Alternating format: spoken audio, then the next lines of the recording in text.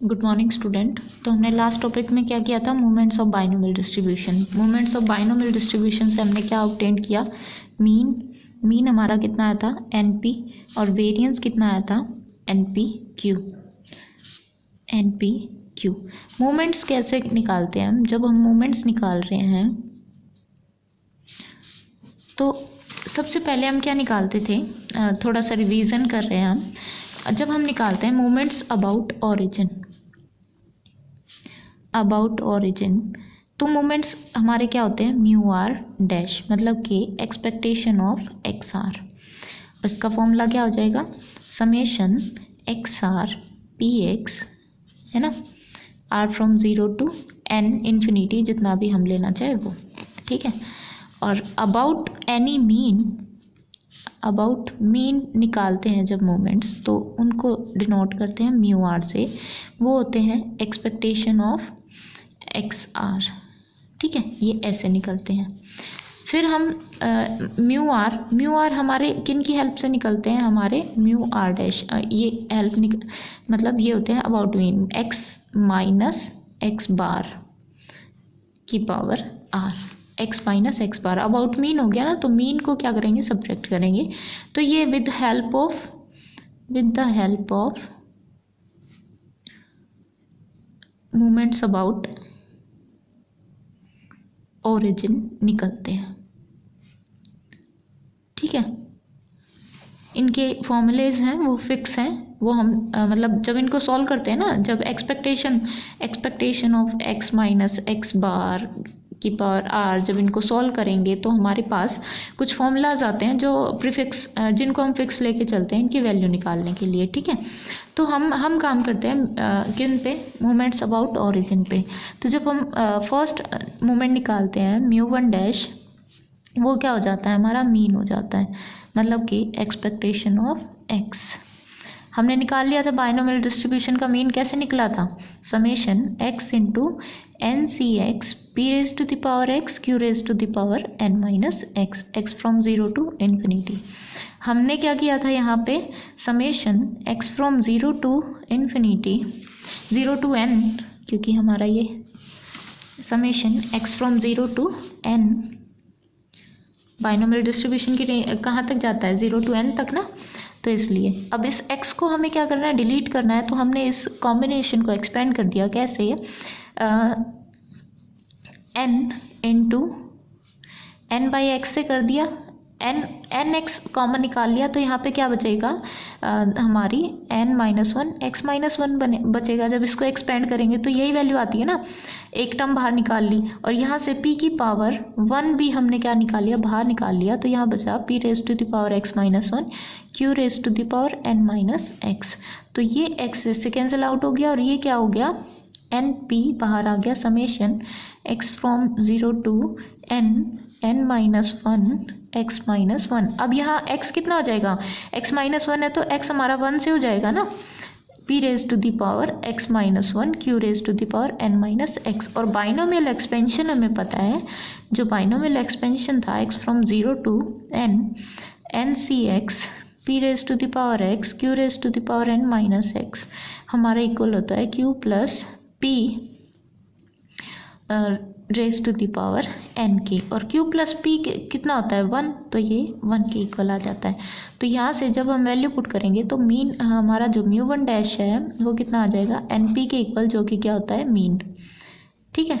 ऐसे ही हम वेरिएंस निकालते हैं। तो वेरिएंस किसकी हेल्प से निकलता है, हमारा मूवमेंट्स अबाउट मीन के हेल्प से, जिसको म्यू टू से डिनोट करते हैं। और इसका फॉर्मूला क्या होता है, mu two dash minus mu one dash का स्केयर। अब एक बात ध्यान रखना कि जब हम मूवमेंट्स अबाउट क्या निकालते हैं, मूवमेंट्स अबाउट मीन, तो हमारा जो फर्स्ट मूवमेंट होता है, फर्स्ट मूवमेंट मतलब कि म्यू वन, मतलब कि expectation of X minus X bar क्या हो जाएगा, 0। क्यों, क्योंकि हम किसके अबाउट निकाल रहे हैं, मीन। तो जब हम मीन को सब्ट्रैक्ट करेंगे, expectation of X minus X bar निकालते हैं, वो हमेशा क्या होती है, 0 होती है, ठीक है। ये एक्सपेक्टेशन की प्रॉपर्टीज़ में भी था। तो फर्स्ट मूवमेंट हमेशा क्या रहेगा, 0 रहेगा, ऑलवेज 0।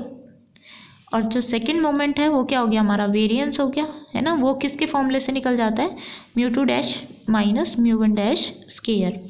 अब μ2 डैश कैसे निकलेगा, μ2 डैश हमने निकाला था summation x square in n c x p raise to the power x q raise to the power n minus x, और एक्स स्केयर को फिर एक्सपेंड किया था तो हमारा इसको एक्सपेंड करने के बाद एन पी क्यू आ गया था वेरिएंस। तो ये चीज़ें हम कर चुके हैं पहले वाली वीडियोज़ में। उसके बाद देखो फिर हमने μ3 डैश निकाला था।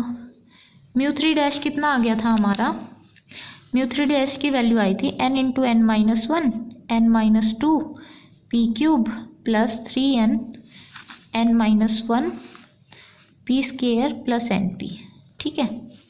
और ऐसे ही μ4 डैश हमारा किसके इक्वल आ गया था, n into n minus one n minus two n minus three P4 plus 6n n minus one n minus two P cube plus 7n into n minus one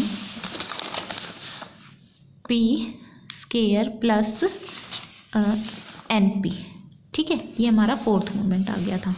अब इनकी हेल्प से हमने क्या निकाले, सेंट्रल मोमेंट्स, जिनको हम क्या बोल रहे हैं, moments about mean central moments. तो वो μ2 हमने निकाल लिया, कितना है NPQ। μ3 होता है हमारा μ3 डैश, जब इनको सॉल्व करते हैं हम तब निकलते हैं μ3 dash 3 μ2 dash μ1 dash plus 2 μ1 dash cube.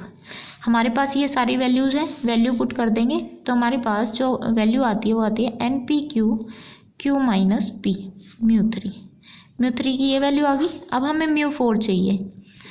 μ4 क्या होता है, μ4 dash minus 4 μ3 dash μ2 dash μ1 dash plus 6 μ2 dash μ1 dash square minus 3 μ1 dash 4, और ये हो गया हमारा NPQ 1 plus 3 n minus 2 PQ, ये इसके इक्वल आता है।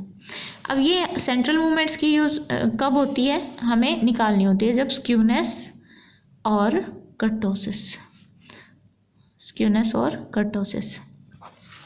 अब स्क्यूनेस और कर्टोसिस का कंसेप्ट देखिए क्या होता है।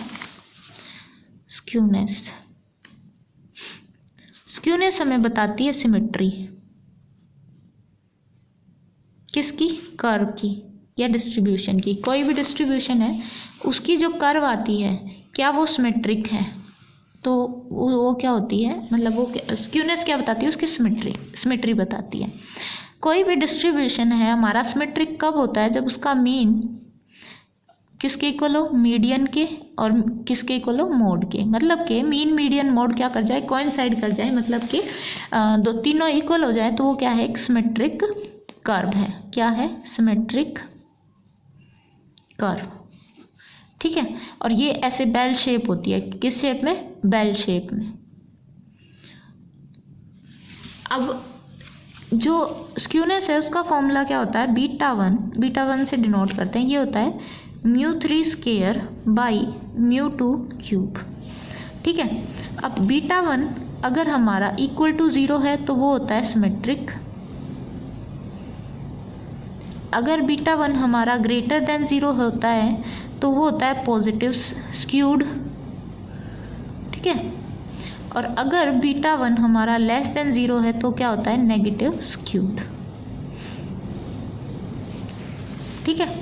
तो ये टेल हमारी क्या चली जाती है, पॉजिटिव स्क्यूड है तो राइट टेल चला जाएगा, मतलब कि टेल हमारी राइट में ज़्यादा चली जाएगी। अगर नेगेटिव है तो टेल हमारी क्या हो जाती है, लेफ्ट में ऐसे बैंड हो जाती है, मतलब ये, ठीक है। हमारी बेल शेप हमें नहीं मिलती। अब उसके बाद हमारा आता है कर्टोसिस। तो हाँ, बाइनोमियल डिस्ट्रीब्यूशन का स्क्यूनेस क्या आ जाएगी, beta one equal to μ3 dash की वैल्यू पुट कर देंगे, फिर μ2 डैश की कर देंगे, और ये आएगी 1 minus 2p square by NPQ। अब क्या निकालते हैं हम, कर्टोसिस बताती है पीकनेस ऑफ कर्व, कि कोई भी कर्व है वो उसकी पीकनेस क्या है, ठीक है। तो अगर क्या है वो बेल शेप्ड है, मतलब कि क्या है, नॉर्मल कर्व है, ठीक है, मतलब वो नॉर्मल को अप्रोच कर रही है। इसको अगर बेल शेप जो होती है उसको बोलते हैं हम मीजोकर्टिक, और अगर वो बेल शेप मतलब इस नॉर्मल कर्व से क्या है, बेल शेप नहीं है, उससे नीचे आती है, तो बोलते हैं प्लेटोकर्टिक, प्लेटोकर्टिक। और अगर हमारी पीकनेस नॉर्मल कर्व से हायर है तो बोलते हैं लेप्टोकर्टिक, लेप्टोकर्टिक, ठीक है। तो ये बताती है पीकनेस। और कर्टोसिस का फॉर्मूला होता है हमारा β2 equal to μ4 divide by μ2 4, μ2 square. और यहाँ पे जो हमारी आती है वैल्यू आती है 3 + 1 - 6 PQ बाई NPQ। अब β2 की ऐसी क्या वैल्यू होती है, मतलब β2 अगर क्या है 3 है तो वो क्या है, नॉर्मल कर्व को, उसकी पीकनेस क्या है, नॉर्मल है, मतलब कि मीजोकर्टिक है, ठीक है। अगर क्या है β2 < 3 है तो प्लेटोकर्टिक है, अगर β2 > 3 है तो क्या है, लेप्टोकर्टिक है, ठीक है। तो ये कंसेप्ट था हमारा किसका, कर्टोसिस का। अब कर्टोसिस के बाद हमने ये सब चीज़ें निकाल ली, फिर हमें हमारा एक मेन रिमार्क जो आता है कि जो बाइनोमियल डिस्ट्रीब्यूशन है उसका वेरिएंस हमेशा क्या होता है, मीन से लेस होता है, variance is always less than mean, ठीक है। तो ये इसका क्या है, एक इम्पोर्टेंट रिमार्क है, हर जगह पूछा जाता है ये। तो ये हमारा रिवीजन था आज का, ठीक है।